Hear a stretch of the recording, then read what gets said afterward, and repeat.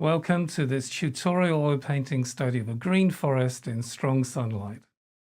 Now I'm working from a photograph I took some time ago in the New Forest, and I really like the dappled sunlight effect in the foreground. I feel it adds an interest and depth to the composition. Now you might feel that this is a really hard to paint subject. In fact, it's quite easy and straightforward so long as you follow this simple method of painting that I'm going to show you. We can get complicated with this painting later, but for now, all we need to do is to keep it really simple and just focus on the correct proportion, line, and mass. That's it. To do this, we're going to start with an imprimatura, tonal study. This is an early Renaissance painting technique used by traditional historic masters such as Leonardo da Vinci, Rembrandt, and Caravaggio, to name just a few. An imprimatura is simply a transparent stain we apply to the canvas. This is not the painting, it is the underpainting. So you're not painting leaves. You're solely focused on painting the tonal values and shapes and putting those in the right place. Remember the phrase, proportion, line, and mass. Notice how I put this tree in.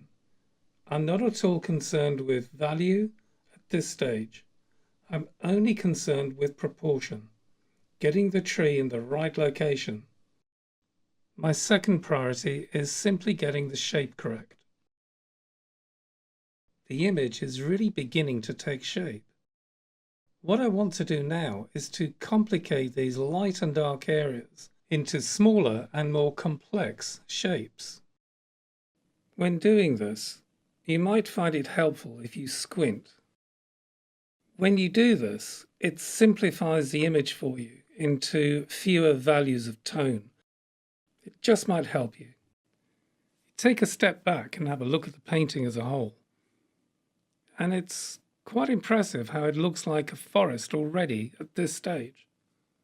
All we've done, remember, is mapped out the scene.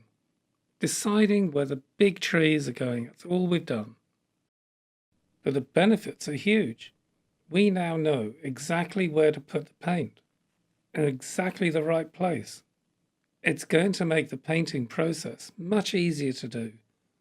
I can't begin to explain how this simplifies the entire painting process.